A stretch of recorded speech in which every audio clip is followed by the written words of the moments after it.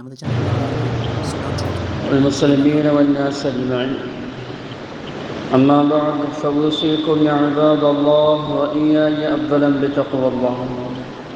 قال الله تعالى في القرآن العظيم والفرقان الحميد: أعوذ بالله من الشيطان الرجيم. بسم الله الرحمن الرحيم. إن الله يأمركم أن تؤدوا الأمانات إلى أهلها وإذا حكمتم بين الناس أن تحكموا بالعدل إن الله نعم ما يعظكم به إن الله كان سميعا بصيرا. قال رسول الله صلى الله عليه وسلم: اللهم إني أعوذ بك من المأثم والمغرم، أو كما قال عليه الصلاة والسلام. صدق الله العلي العظيم وصدق رسوله النبي الكريم، ونحن على ذلك من الشاهدين والشاكرين، الحمد لله رب العالمين. அளவற்ற அருளாளனும் நிகரற்ற அன்புடையோனுமாகிய அல்லாஹ்வின் திருநாமத்தால் ஆரம்பம் செய்கின்றோம். புகழ் அனைத்தும் அல்லாஹு ஜல்ல ஷானஹு வ தஆலா அவனுக்கு உரித்தாக. ஸலாத்தும் ஸலாமும் நமது உயிரிலும் மேலான உயிருக்கு உயிரான கண்மணி நூறு முஹம்மது ஸல்லல்லாஹு அலைஹி வஸல்லம் அவர்களின் மீதும், அவர்களுடைய குடும்பத்தார்கள், சத்திய சஹாபாக்கள், தாபிஈன்கள், தபா தாபிஈன்கள், வலிமார்கள், நபிமார்கள், குத்துபுமார்கள், நல்லோர்கள், நாதாக்கள், ஷுஹதாக்கள், உலக முஸ்லிம்கள், குறிப்பாக நம் அனைவர்கள் மீதும், நம்முடைய பிச்சிலங்கள் கியாமத்து நாள் வரைக்குரிய அனைவர் மீதும், நமக்கு முன்னே சென்ற இஸ்லாமியர்கள், பின்னால் வரக்கூடிய இஸ்லாமியர்கள் அனைவர்கள் மீதும் குறையாது குன்றாது என்றென்றும் உண்டாகட்டுமாக. ஆமீன். கண்ணியத்திற்குரிய இஸ்லாமியர்களே, அல்லாஹு ஜல்ல ஷானஹு வ தஆலா நம்முடைய சிறிய பெரிய அனைத்து பாவங்களையும் மறைத்து மன்னித்து நன்மைகளாக மாற்றித் தருவானாக. நமது உயிரிலும் மேலான உயிருக்கு உயிரான கண்மணி நூறு முஹம்மது ஸல்லல்லாஹு அலைஹி வஸல்லம் அவர்களுடைய மேலான அன்பையும் ஷஃபாஅத்தையும் மஹப்பத்தையும் அவர்களுடனும் இறை நெருக்கத்தை பெற்ற நல்லடியார்களுடனும் சேர்ந்து வாழும் பெரும்பாக்கியத்தை இம்மையிலும் மறுமையிலும் அல்லாஹ் ரஹ்மான் நமக்கும் நம்முடைய சந்ததிகளுக்கும் தந்தருள் புரிவானாக. உடல் ஆரோக்கியத்தை கியாமத்து நாள் வரை நிரந்தரமாக்கி தந்து அவனுக்கு பொருத்தமான ஒரு வாழ்க்கை, செழிப்பான ஒரு வாழ்க்கை, முஹம்மது ரசூலுல்லாஹி ஸல்லல்லாஹு அலைஹி வஸல்லம் அவர்கள் மீது நாம் பிரியம் கொள்ளும் ஒரு வாழ்க்கை, அவர்கள் நம்மீது பிரியம் கொள்ளும் ஒரு வாழ்க்கையை அல்லாஹ் ரஹ்மான் நமக்கும் நம்முடைய சந்ததிகளுக்கும் தந்தருள் புரிவானாக. திடீர் மரணங்கள், திடீர் ஆபத்துக்கள், வானம் பூமியுடைய சோதனையிலிருந்தும், சிறு வயதிலே மௌத்தாகும் வீட்டும் கடன்களிலிருந்தும், வட்டிகளிலிருந்தும், வட்டி வாங்குவது கொடுப்பதிலிருந்தும், பாவமான செயல்களிலிருந்தும், ஆஸ்பத்திரியுடைய சிரமங்கள், செலவினங்கள், அதனுடைய முசீபத்திலிருந்தும், தீமைகளிலிருந்தும் நிரந்தரமான பாதுகாப்பை வல்ல ரஹ்மான் நமக்கும் நம்முடைய சந்ததிகளுக்கும் தந்தருள் புரிவானாக. கண்ணியத்திற்குரிய இஸ்லாமியர்களே,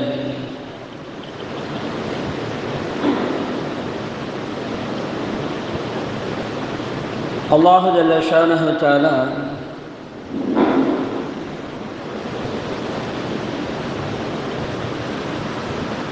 சென்ற காலங்களை விட இந்த காலங்களில் செழிப்பை கொஞ்சம் அதிகமாக்கிட்டு, எல்லாத்தையும் வசதி வாய்ப்புகள் அதிகமாகிட்டு. முன்னெல்லாம் பார்த்தீங்கன்னு சொன்னால் ஒரு ஆள் சம்பாதிப்பாங்க, குடும்பமே கூட்டு குடும்பமாக உட்காந்து திண்டுக்கிட்டு இருப்பாங்க. அது ஒரு பரக்கத்து. அதில் கடன் கஷ்டங்கள் வந்ததல்ல. இன்னைக்கு பார்த்தீங்கன்னா வீட்டில் உள்ள எல்லாருமே சம்பாதிக்கிறாங்க. மகன் ஒரு பக்கெட்டு சம்பாதிக்கிறாங்க, பாப்பா ஒரு பக்கெட்டு சம்பாதிக்கிறாரு. போதாதற்கு இன்னைக்கு மனைவிமார்களும் மகள்களும் சம்பாதிக்கக்கூடிய ஒரு சூழல் ஏற்பட்டு போயிடுச்சு. இருந்தாலும் கடன், கஷ்டம், துன்பங்கள், சிரமங்கள் அதிகமாக இன்னைக்கு பெருகி போய்விட்டது.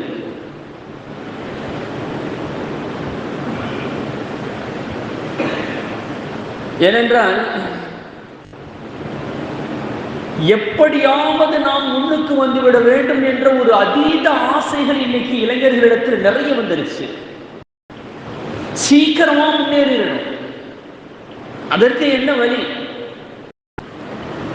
சீக்கிரமா வீடு கட்டணும். வெளிநாட்டுக்கு போயிட்டா ஊருக்கு திரும்பி வரப்போகும்போது வீடு கட்டிடணும், அல்லது அஸ்திவாரமாவது போட்டுறணும் அப்படிங்கிற ஒரு சிந்தனை இன்னைக்கு அதிகமாகிவிட்டது. எல்லா இடத்திலும் அதிகமாகிருச்சு. எப்படியாவது முன்னேறிட வேண்டும். அது எப்படி வருகிறது என்பதெல்லாம் யோசிக்கிறது, அதெல்லாம் அப்பாற்பட்ட விஷயம். அது அப்புறம் பார்த்துக்கலாம். இன்னைக்கு மனோநிலை எப்படி ஆகிவிட்டது என்றால், அல்லாஹ் நமக்கு கேள்விகளுக்கு கேட்குவானே, இதற்கு பதில் சொல்ல வேண்டுமே என்ற சிந்தனை அது கொஞ்சம் அப்படி இருக்கணும், பார்த்துக்கிறோம். இந்த உலகத்தில் நாம் வாழ வேண்டும் என்று சொன்னால் சொந்த வீடு இருக்கணும், பணங்காசுகள் இருக்கணும் என்ற ஒரு அதீத சிந்தனை இன்னைக்கு அதிகமாகிவிட்டது. இருக்க வேண்டியதுதான், ஆனால் அது எப்படி இருக்க வேண்டும் என்பதை யோசிக்கிறதில்லை யாருமே. எப்படி வேண்டுமானாலும் சம்பாதிக்கலாம் அப்படிங்கிற இன்னைக்கு அதீதமான சிந்தனைகள் இன்னைக்கு அதிகமாகிவிட்டது. நபிகள் நாயகம் ஸல்லல்லாஹு அலைஹி வஸல்லம் அவர்கள் ஒரு அற்புதமான துஆவை நமக்கு கற்றுத் தருவாங்க. ஒவ்வொரு வக்து தொழுகையிலும் அத்தகையாத்தில் இந்த துஆவை நபிகள் நாயகம் ஸல்லல்லாஹு அலைஹி வஸல்லம் சொல்லி தருவாங்க. இந்த துஆவுல ஒரு 4 விஷயங்களை பெருமானார் ஸல்லல்லாஹு அலைஹி வஸல்லம் அவர்கள் நமக்கு சொல்லி தருவாங்க. அது இன்றைய காலத்தில் அது நம்முடைய பின்னால் வரக்கூடிய அந்த எதிர்காலம் எப்படி அமைத்துக் கொள்ள வேண்டும் என்ற ஒரு தூரநோக்கு சிந்தனை எல்லாம் உண்டாக்கக்கூடிய ஒரு அற்புதமான துஆ. எனக்கு ரொம்ப பிடித்தமான துஆவும் கூட. எனக்கு ரொம்ப பிடிக்கும் அந்த துஆவை. அது மனப்பாடம் பண்ணினது. அது இன்னைக்கு அந்த ஹதீஸை நான் பார்த்தேனோ, இன்று வரை அத்தஹியாத்தில் அது ஓதாமல் இருந்ததில்லை. பெருமானார் ஸல்லல்லாஹு அலைஹி வஸல்லம் அவர்கள் அந்த துஆவை அத்தஹியாத்தில் ஓதிக்கொண்டே தான் இருப்பார்கள். ஓதுற காலத்துல அந்த ஹதீஸை நான் பார்க்கல, அதுக்கப்புறம் உள்ள காலகட்டத்திலிருந்து நம்ம பார்க்கிறோம். காரணம் என்னன்னா, அதில் வரக்கூடிய வாசகங்கள், அதில் அல்லாஹ்விடத்தில் கேட்கக்கூடிய அந்த விஷயங்கள் எல்லாம் நம்முடைய வாழ்க்கைக்கு ரொம்பவும் அற்புதமான விஷயம். எதிர்காலம் எப்படி இருக்க வேண்டும், எப்படி ஒரு இளைஞன் தன்னுடைய வாழ்க்கையை கட்டமைத்துக் கொள்ள வேண்டும் என்பதை, ஒரு மனிதனுடைய லட்சியம், ஒரு மனிதனுடைய கண்ணியம், ஒரு மனிதனுடைய அந்தஸ்து எப்படி இருக்க வேண்டும் என்பதை கண்மணி முஹம்மது ரசூலுல்லாஹி ஸல்லல்லாஹு அலைஹி வஸல்லம் அவர்கள் அந்த துஆவை நமக்கு கற்றுத் தந்திருப்பாங்க. அது என்ன துஆ? ஷாஃபி மதுஹபில் இந்த துஆவை அத்தஹியத்தில் ஓதுவாங்க. அல்லாஹும்ம இன்னி அஊது பிக மின் அஸாபில் கப்ரி. எடுத்ததும் நபி ஸல்லல்லாஹு அலைஹி வஸல்லம் சொல்லக்கூடிய ஒரு வார்த்தை. அல்லாஹும்ம இன்னி அஊது பிக மின் அஸாபில் கப்ரி வ மின் ஃபித்னத்தில் மஸீஹித் தஜ்ஜாலி வ மின் ஃபித்னத்தில் மஹ்யா வல் மமாத்தி. இதுதான் ரொம்ப அற்புதமான ஒரு துஆ. கடைசியில கேட்பாங்க, அல்லாஹும்ம இன்னி அஊது பிக மினல் மஅஸமி வல் மக்ரமி. இதுக்கு என்ன அர்த்தம்? யா அல்லாஹ், கபருடைய வேதனையை விட்டு முன்னிடத்தில் நான் பாதுகாவல் தேடுகிறேன். ஏனென்றால் ஒரு மனிதனுடைய ஒரு எதிர்காலம் எப்படி எதிர்காலத்தை அமைத்துக் கொள்ள வேண்டும் என்றால், உலகத்தில் கடவுளை, அல்லாஹ்வை கூட மறுக்கக்கூடியவர்கள் இருக்கிறார்கள். உலகத்தில் அல்லாஹ்வை மறுக்கக்கூடியவர்கள் இருக்கிறார்கள். அல்லாஹ் இல்லை என்று சொல்லக்கூடியவர்கள் இருக்கிறார்கள். விஞ்ஞானத்துடைய உச்சகட்டத்திற்கு போய் உலகம் தானா இயங்குகிறது, கடவுள் இல்லை என்று கடவுள் மறுப்பாளர்கள் இருக்கிறார்கள். ஆனால் யாரும் மரணத்தை மறுப்பதில்லை. எப்படிப்பட்டவனாக இருந்தாலும் மரணத்தை அவன் நம்பித்தான் ஆக வேண்டும் என்றால் அவன் கண்கூட பார்த்து கொண்டே இருக்கிறான். ஆனால் ஒரு முஸ்லிமில் எப்படி இருக்க வேண்டும்? மரணத்திற்கு பிறகு எடுத்த முதல் வாழ்க்கை கபருடைய வாழ்க்கை.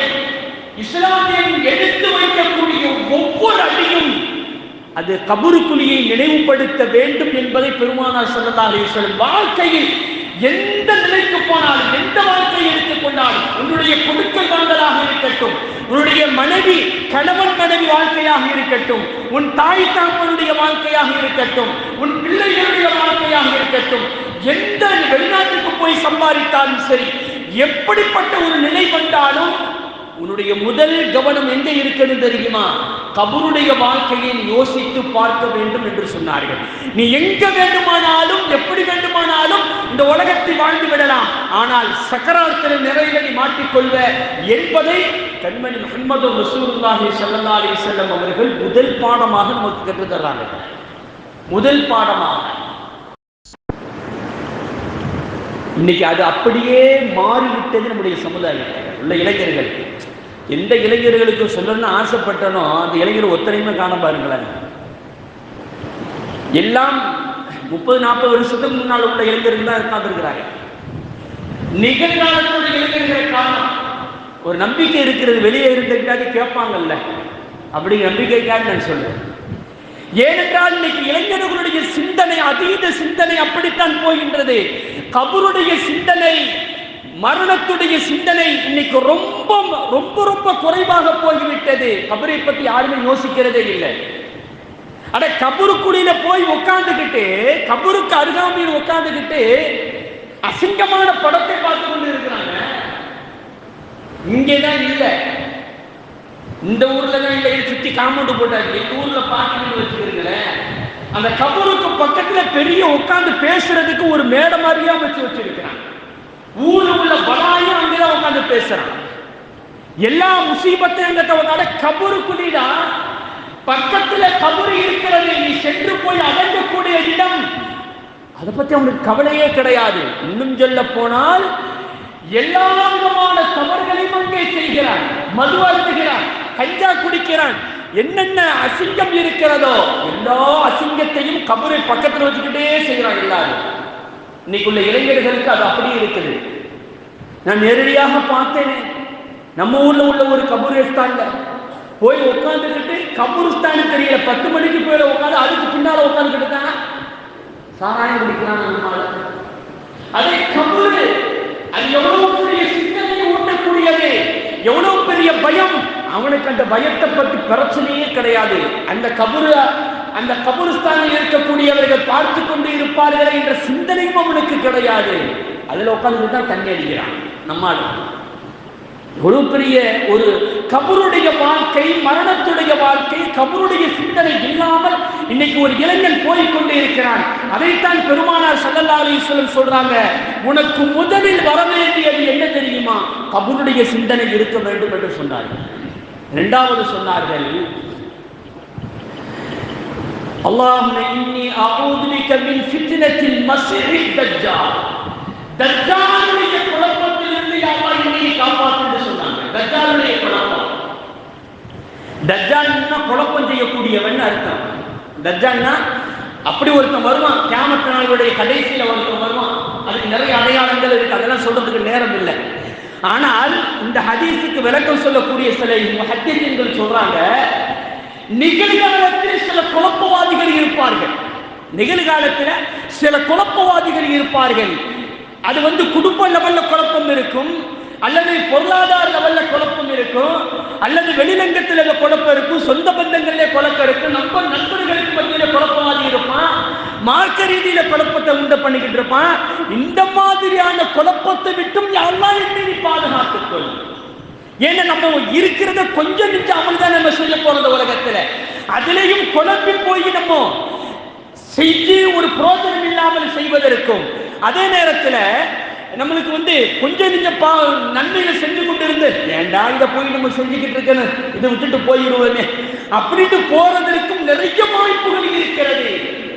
அதனால யா அல்லாஹ் குழப்பவாதிகள் எடுத்திருந்து என்னை நீ பாதுகாத்துக்கொள் என்று கேட்கிறார்கள் நபி ஸல்லல்லாஹு அலைஹி வஸல்லம். நல்லா தான் போய்கிட்டு இருப்பான், நல்லா சிந்தனை பண்ணி கரெக்டா ஒரு பிசினஸ் வைப்பான்.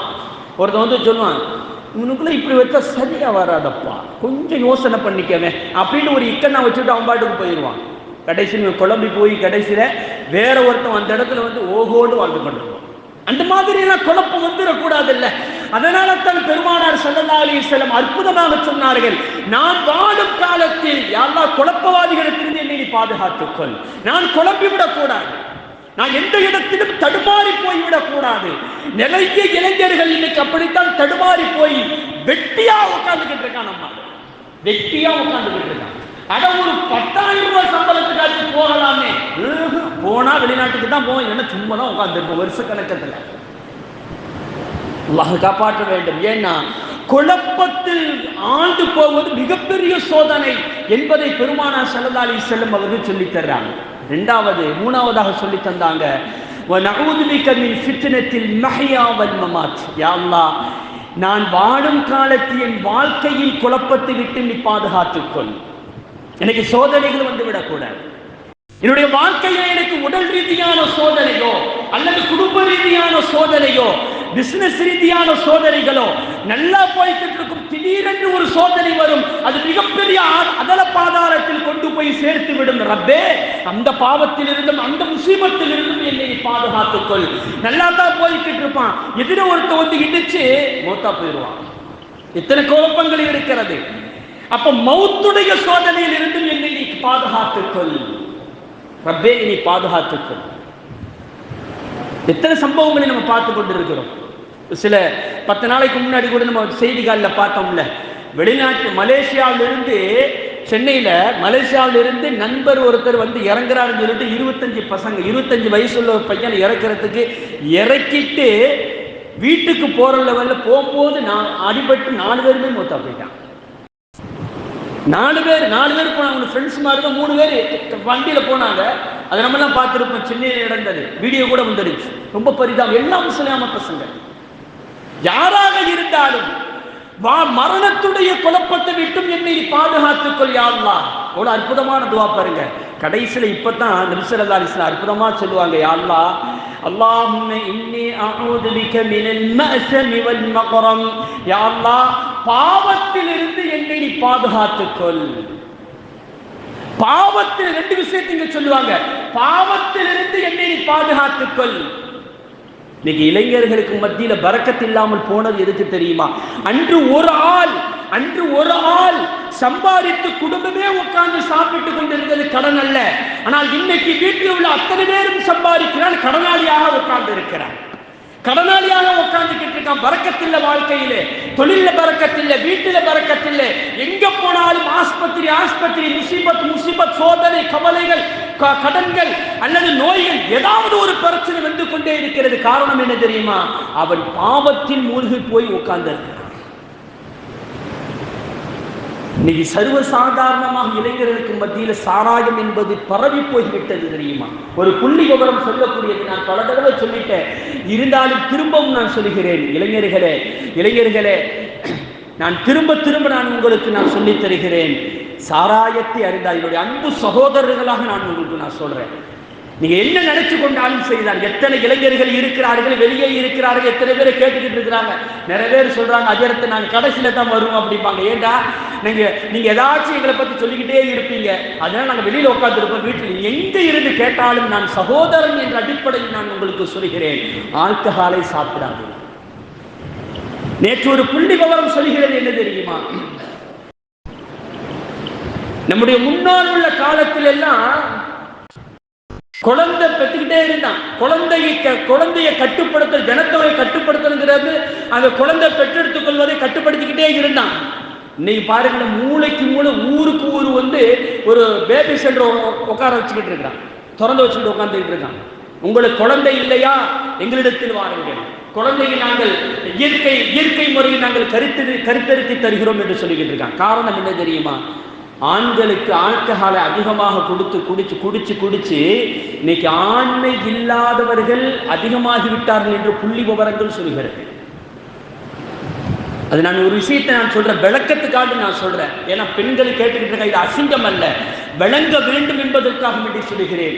அல்லாஹு ஜல்ல ஷானஹு தஆலா குழந்தை உண்டாகுவதற்கு ஒரு வழிமுறையை சொல்லுவான். அந்த கலிதத்துடைய அந்த மூல நீர் இருக்கிறது, ஆணுடைய மூல நீர் இருக்கிறது அல்லவா, அது எப்படி இருக்க வேண்டும் என்று சொன்ன அல்லாஹ் சொல்லான், அது குதித்து வர வேண்டும் என்று அல்லாஹ் தஆலா சொல்லுவான். அந்த மூல தண்ணீர் என்பது குதித்து வர வேண்டும். அதுதான் ஒரிஜினல். அது குழந்தை உண்டாக்குவதற்கு உண்டான எல்லா சக்தியும் பெற்ற மூல நீர் என்று குர்ஆன் சொல்லி தருகிறது. இன்னைக்கு அப்படியே சயின்ஸ் சொல்கிறான், அப்படித்தான் இருக்க வேண்டும். அவனுடைய அந்த அணுவில், அந்த கலிதத்துடைய துளியில் எல்லா சக்தியும் இருக்க வேண்டும். அந்த சக்தி இருந்தாதான் அது குதித்து குதித்து வரும் என்று அவன் சொல்கிறான். இன்னைக்கு உள்ள சயின்ஸ் பிரகாரம் சொல்றான். அது குதித்து குதித்து வரவில்லை என்று சொன்னால் அவன் குழந்தை இல்லாமல் போவதற்கு ஏதோ அணுக்கள் அங்கே உண்டாகிவிட்டது என்பதாக இன்னைக்கு சயின்ஸ் சொல்றான். 1400 ஆண்டுகளுக்கு முன்னால் ரப்புல் ஆலமீன் சொல்லி தந்த அற்புதமான ஒரு வார்த்தை. குழந்தை உண்டாக வேண்டும் என்று சொன்னால் ஆணுடைய அந்த கழுத நீர் அது குதித்து குதித்து வர வேண்டும். அப்படி குதித்து குதித்து வரவில்லை என்று சொன்னால் அவனுக்கு ஆண்மை குறைவு இருக்கிறது என்று அர்த்தம். இன்னைக்கு ஆல்கஹாலை குடிக்கக்கூடிய ஆண்கள் அத்தனை பேர்களுக்கும் இந்த குறைபாடுகள் இருக்கிறது என்று இன்னைக்கு சயின்ஸ் சொல்லி தருகிறது. இன்னைக்கு ஹெல்த் டிபார்ட்மெண்ட் சொல்லி தருகிறது என்று சொன்னால் இது ஒரு 10-12 வருஷத்துக்கு அப்புறம் பார்த்தீங்கன்னா ஆண் குழந்தைகளுக்கு அந்த தன்மைகளை இழந்து போய்விடுவார்கள் என்று இன்னைக்கு சொல்லி தருகிறது. இதை பத்தி பேசணும்னா ரொம்ப விரிவா பேசலாம். நான் சுருக்கமாக சொல்கிறேன். பாவத்திலிருந்து நீங்கள் மீண்டு வாருங்கள். பள்ளிவாசலுடைய இடத்தில் நீங்கள் சாராயம் அறிந்து கொண்டே இருக்கிறீர்கள். அந்த இடம் நாளைக்கு உங்களுக்கு எதிராக நிற்கும் சகோதரர்களே. நான் உங்களுக்கு அன்பாக நான் சொல்லுகிறேன். நீங்கள் உங்களுடைய கபரை நீங்கள் நினைத்து பாருங்கள். கபருக்கு அருகாமையில் நீங்கள் சாராய் அறிந்து கொண்டே. நம்ம ஊர்ல நடந்தது இது. நான் பார்த்தேன், நேரடியாக நான் பார்த்தேன். எவ்வளவு பெரிய வேதனைக்குரிய விஷயம். அதைத்தான் நபிகள் நாயகம் ஸல்லல்லாஹு அலைஹி வஸல்லம் சொன்னார்கள், மினல் மஅஸமி, யா அல்லாஹ் பாவத்திலிருந்து என்னை பாதுகாத்துக்கொள்.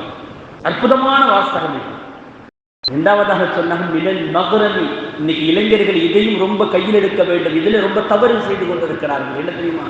யா அல்லாஹ் கடனிலிருந்து என்னை நீ பாதுகாத்துக்கொள். கடன் ரொம்ப மோசமான ஒரு வாழ்க்கையில் அந்தஸ்தை நீங்கள் சிறு வயதில் நீங்கள் கடன் பட்டு விட்டால் உங்களுடைய அந்தஸ்து போய்விடும். உங்களுடைய மரியாதை கூலி குறுகி போய்விடும். இளைஞர்களே, சிறு வயதில் நீங்கள் கடன் வாங்கி பிழைக்க வேண்டும் என்ற ஆசையை நீங்கள் விட்டுவிடுங்கள். கடன் வாங்க வேண்டும் என்ற சிந்தனையை நீங்கள் விட்டுவிடுங்கள். கடன் என்பது மிக மோசமான ஒன்று. கடன் என்பது மிக மோசமானது. அப்படியே கடன் வாங்க வேண்டும் என்ற ஆசை இருக்குமே, ஆனால் நம்மளால குடிக்க முடியும் என்ற நிலைப்பாடுகள் இருந்தால் மட்டும்தான் கடன் வாங்கணும். கொடுக்க முடியல என்றுன்னா அதை பத்தி யோசிக்க கூடாது. இன்னைக்கு ஆன்லைன்ல பிசினஸ் பண்றேன் 1 லட்சத்துக்கு 10,000 ரூபாய் தர்றேன், 1 லட்சத்துக்கு 20,000 ரூபாய் தர்றேன்னு சொல்லிட்டு இன்னைக்கு ஏமாற்றம் செய்து பிழைக்கக்கூடிய இளைஞர்கள் எத்தனை பேர் உருவாக்கி இருக்கிறார்கள். அதை விட அந்த காசுகளை கொடுத்து ஏமாந்து போறீங்களே இளைஞர்களே, என்ன வந்தது உங்களுக்கு? எப்படி நடக்கும்? அது யோசித்து பாருங்க. நீ எவ்வளவு நடக்குதுன்னு தெரியுமா? அடே அப்பா, ஒரு தம்புல்ஸுக்கு 3 லட்சம் ரூபாய் பில்லு போடுறாங்க. ஒரு தம்புல்ஸ் 3 லட்சம் ரூபாய் பில்லு போடுறான். எப்படிடா இது? என்னடா ஆகும்? எவ்வளவு பெரிய ஏமாற்றங்கள். எப்படி நீங்கள் ஏமாந்து போறீர்கள் இளைஞர்களே? எப்படி நடக்கும் இது? இன்றைய காலத்தில் ஒரு 1 லட்சம் ரூபாய்க்கு 10,000 எந்த தொழில் செய்ய முடியும்? சொல்லுங்கள் பார்க்கலாம். திருட்டு தொழிலை விட வேறு எந்த தொழில் செய்ய முடியும்? ஹராமான தொழிலை விட வேறு எந்த தொழில் செய்ய முடியும்? எந்த தொழில் எடுத்து பாருங்கள். ஹலாலான தொழில்களை 1 லட்சம் ரூபாய்க்கு 10,000 ரூபாய் வரக்கூடிய லாபம் தரக்கூடிய அவன் 10,000 ரூபாய் நமக்கு தர்றான்னு சொன்னா அவனுக்கு எவ்வளவு லாபம் கிடைக்கும்? தரக்கூடியவனுக்கு எவ்வளவு லாபம் கிடைக்கும்? அப்படின்னா 1 லட்சம் ரூபாய்க்கு 20,000 ரூபாய் லாபம் வரக்கூடிய தொழில் இன்னும் தொழில் இருக்க முடியும்? இஸ்லாமியர்கள், எதை நம்பி நீங்கள் காசு கொடுக்கிறீர்கள்? எதை நம்பி நீங்கள் காசை கொடுக்கிறீர்கள்? இஸ்லாமியர்களே, இளைஞர்களை யோசித்து பார்க்க வேண்டும். இன்னைக்கு கடனுடைய விஷயத்தில், அடுத்தவனுடைய பொருளுடைய விஷயத்தில் இன்னைக்கு இளைஞர்கள் ரொம்ப கவனக்குறவு. எப்படிப்பா யாரை வேண்டாலும் ஏமாற்றலாம், எப்படியாச்சும் முன்னுக்கு வந்துட்டா பரவாயில்ல அப்படிங்கிற இன்னைக்கு நிறைய ஒவ்வொரு இஸ்லாமிய ஊர்களாக இன்னைக்கு டார்கெட் செய்ய. எங்க ஊர்ல மட்டும் 50 லட்சம் ரூபாய் அடிச்சுட்டு போயிருக்காங்க. எங்க ஊர்ல மட்டும் 50 லட்சம் ரூபாய் அடிச்சுட்டு போயிருக்காங்க இஸ்லாமியர்கள். ஊராக பார்த்து இன்னைக்கு எவ்வளவு பெரிய மோசடிகள் இன்னைக்கு நடந்து கொண்டிருக்கிறது. அந்த ஆன்லைன் வந்ததோட ஆன்லைன் பிசினஸ் செய்யலாம் சொல்லிட்டு ஆன்லைன் பிசினஸ்ல என்ன செய்யறாங்க? முதல்ல எடுத்த உடனே BMW காக வந்தாரு பாருங்க. இவர் தான் BMW, இவர் தான் சீஃப். இவர் சொல்றது, இவர் சாதாரண இருந்தார், இன்னைக்கு BMW கார் ஓட்டுறாரு. அப்படி இருந்தா உலகத்தில் உள்ள எல்லாரும் பணக்காரங்க அப்படின்றானே.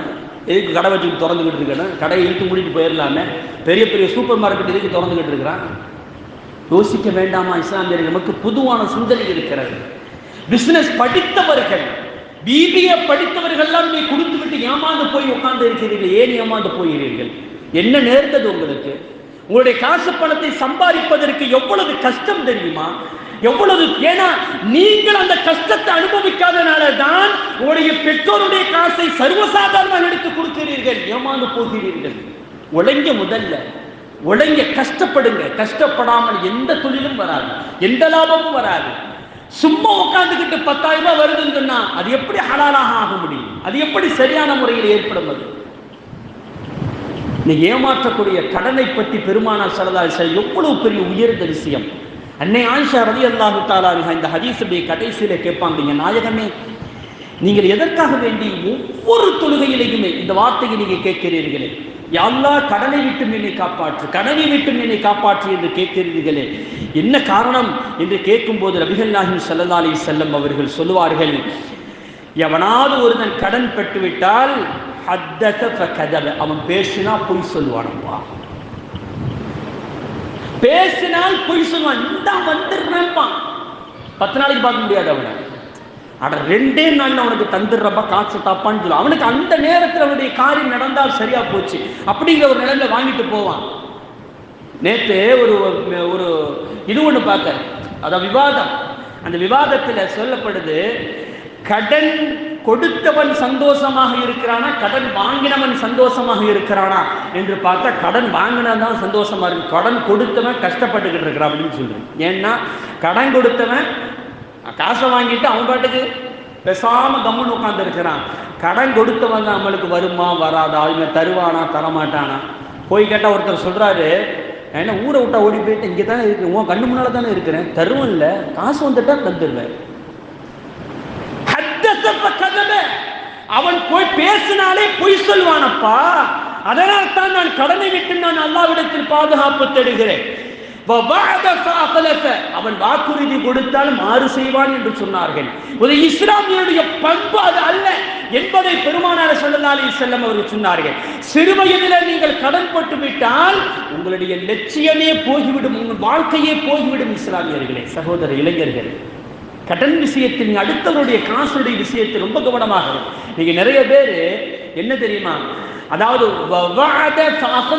ஒண்ணு விஷயம் என்ன தெரியுமா, நம்பி கொடுத்து அட நம்ம மேல ஒரு நம்பிக்கை, என் மேல நம்பிக்கை வச்சிருக்கேன்னு வைங்களேன், நான் தான் ஏமாந்து போயிட்டேன், என் கூட உள்ள நண்பர்களை ஏமாற்றக்கூடாது அல்லவா.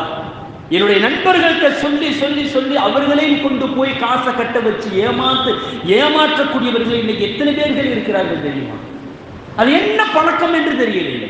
ஆனா நான் தான் ஏமாந்து போயிட்டேன், சரி என்னோட முடிவு போகட்டும், என்னுடைய நண்பர்கள் அவருடைய காசு, என்னை நம்பி அவர்கள் காசு போடுவார்கள், ஆனா அவர்களும் ஏமாந்து போவார்கள். எனக்கு கமிஷன் வந்துடும், நான் ஒரு ஆள் சேர்த்து விட்டேன்னு இந்த பிசினஸ்ல எனக்கு கமிஷன் வந்துடும்.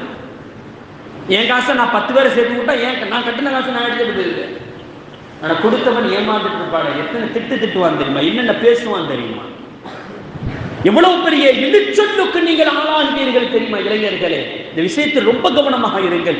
ஒரு 5 ரூபாய் ஒரு 10 ரூபாய் சம்பாதிப்பதற்கு எவ்வளவு கஷ்டம் தெரியுமா?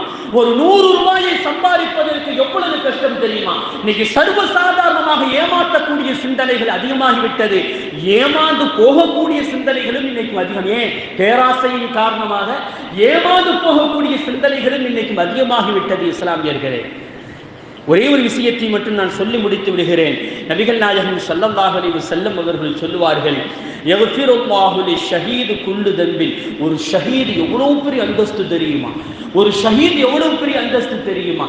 நபிகள் நாயகம் ஸல்லல்லாஹு அலைஹி வஸல்லம் அவர்கள் சொல்லுவார்கள், ஒருத்தன் மார்க்கத்திற்காக வேண்டி இஹ்லாஸான முறையிலே மார்க்கத்திற்காக வேண்டி போராடுகிறான், வாளை ஒட்டி வீசுகிறான், அவனுடைய கழுத்தில் ஒரு வெட்டு விழுந்து விட்டால் அவனுடைய முதல் சொட்டு ரத்தம் இந்த பூமியில் விழுவதற்கு முன்னால் அவருடைய எல்லா பாவங்களும் மன்னிக்கப்பட்டு போய்விடும். அப்படிப்பட்ட அந்தஸ்து உள்ள ஷஹீத் அவனுடைய பாவங்கள் அனைத்தையும் அல்லாஹ் தஆலா மன்னித்து விடுவான், கடனை தவிர என்று சொன்னார்கள் பெருமானார் ஸல்லல்லாஹு அலைஹி வஸல்லம் அவர்கள்.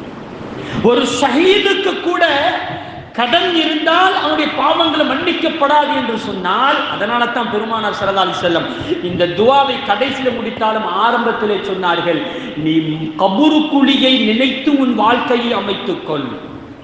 நீ கடன் வாங்கும் போது இந்த கடனை திருப்பி கொடுக்க முடியுமா?